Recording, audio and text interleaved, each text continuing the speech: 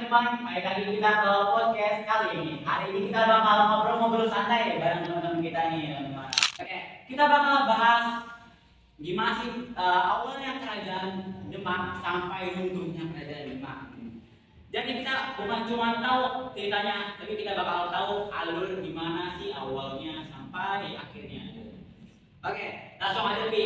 Jadi gimana sih Pi awal berdirinya kerajaan Demak?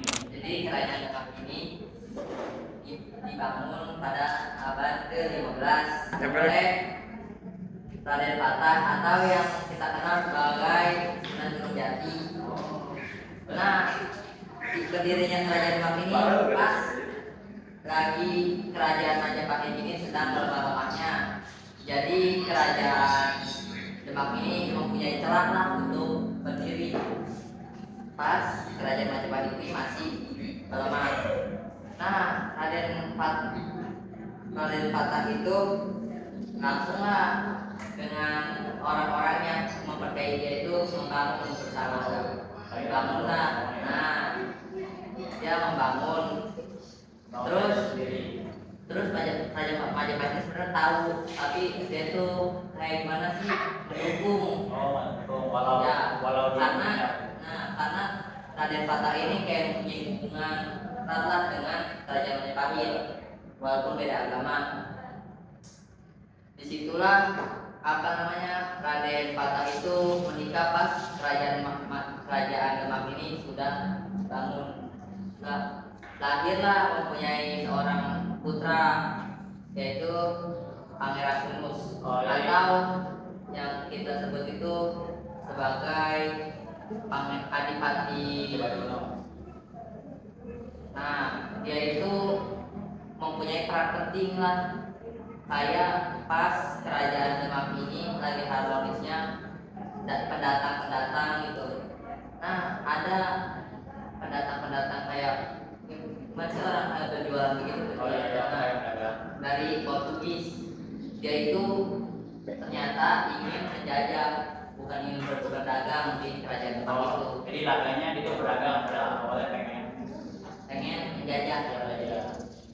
Nah, ini pangeran ini tahu bahwasannya si pedagang-pedagang ini tuh ingin mencari celah yang aman untuk menjajah kerajaan Demak ini.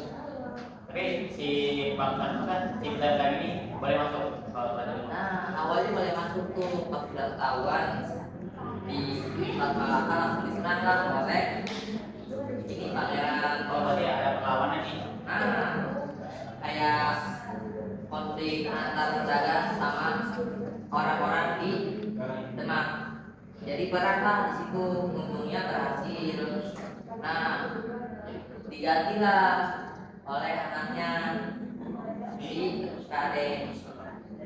Jadi si pangeran ini datang disebut Raden Mustaq. Anaknya itu Sultan Trenggono. Nah, diwarislah dia menyebarluaskan ke Pulau Jawa hampir seluruhnya. Oh jadi si Dipadius ini pas lagi perlawanan ini nih, perlawanan ke pedagang ini. Ya. Nah terus Trenggono cuma ngajarin doang, memperluas, terus kayak gimana ya, menyebarkan atau bersinar-sinar lah Islam lah, karena kejayaannya si Sultan Trenggono ini. Nah kalau untuk kenapa saya pegangan Karena itu tuh emang tempat di Demak itu tempatnya para pedagang lewat itu, jadi kayak pedagang terbesar atau pedagang kita biar supaya cepat luas. Nah, kayak orang-orang luar datang ke Pulau Jawa untuk berdagang, jadi tahu lah bahwasannya ada Islam nih buat memperluaskan Islam, makanya diperbolehkan pada pedagang sini. Apa ya kerajaan-kerajaannya? Jadi di negara semuanya dimulai dari Raden Patah. Dia tuh founder yang membangun Demak dari nol bersama Raden Patah buat umat Islam. Terus ada Raden Yunus. Raden Yunus itu rajanya nggak main. Dia beragama, bahkan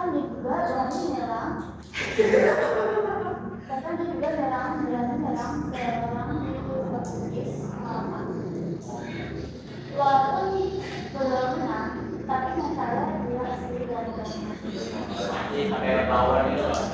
Ya, dia lawan para penjajah.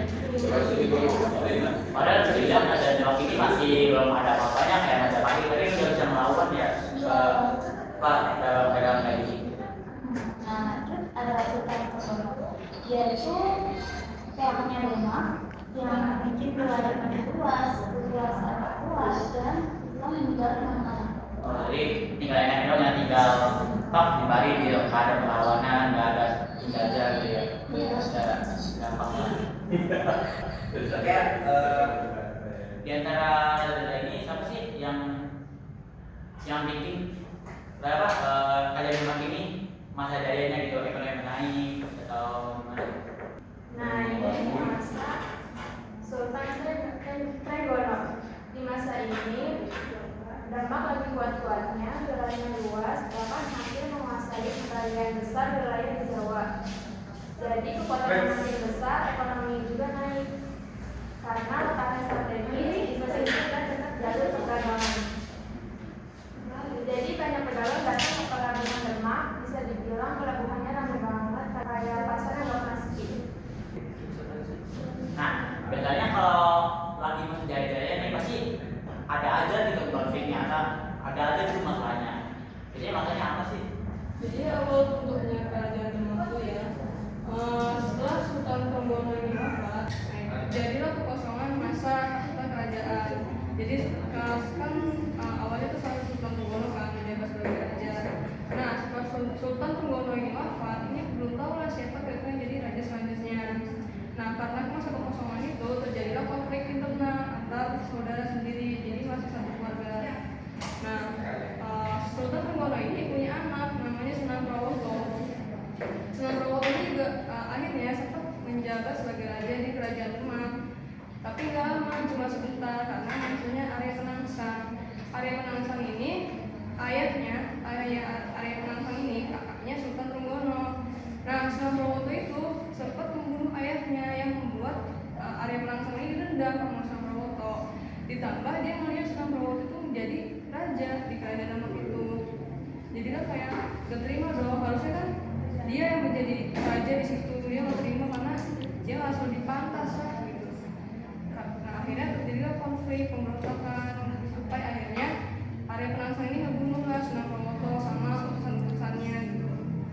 Setelah Sunan Prawoto itu wafat, akhirnya Arya Penangsang ini sempat menjabat lah, tapi ya gak lama karena akhirnya juga muncul pemberontakan dari Jaka Tingkir. Jaka Tingkir itu penantunya Sultan Trenggono. Jadi Sultan Trenggono punya anak perempuan menikah dengan Jaka Tingkir. Jadi Jaka Tingkir menantunya. Akhirnya Jaka Tingkir memberontak lah sama utusan-utusannya juga sama kaumnya, kayak berusaha menempasi Arya Penangsang ini buat dia juga mengambil kekuasaan.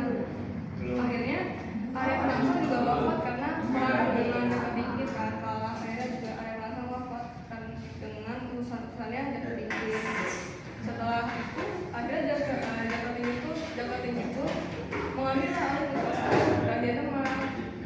Cuman keuntungannya benar-benar terjadi itu di masa jabatannya Jaka Tingkir, karena kerajaan Demak pusat pemerintahnya dipindah ke wilayah pedalaman yang awalnya mungkin di tengah-tengah kota, terus wilayah strategis kan tadi, terus dekat pesisir pantai, terus dipindah ke wilayah Demak. Akhirnya jadi turun dong status kerajaan Demak itu, yang awalnya jaya artinya menurun. Cuma dipindahin budaya doang, kenapa bisa gitu?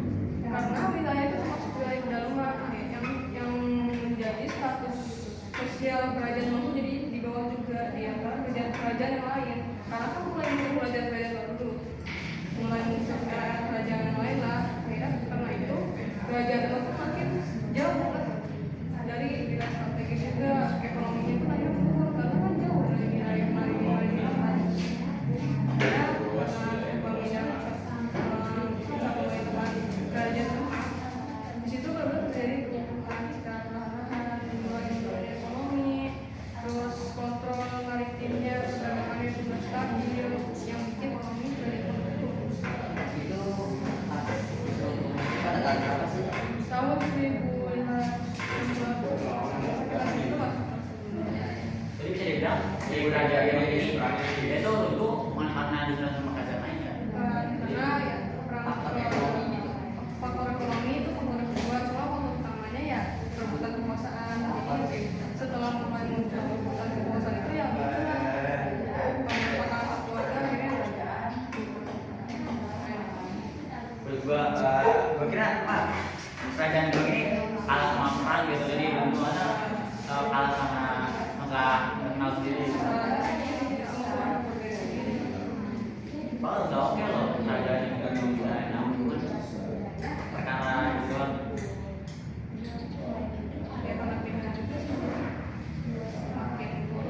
Ada kejadian masih ada. Oke, pelajaran yang kita dapat dari podcast hari ini, kalau kita nggak solid, nggak solid kan, kita tuh bakal bisa luntur teman-teman. Nah, oke, cukup sampai sekian. Terima kasih ya udah dengerin podcast kita kali ini. Sampai ketemu di episode selanjutnya.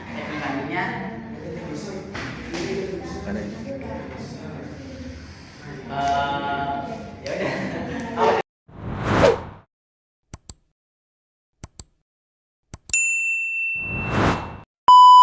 Bagi Sultan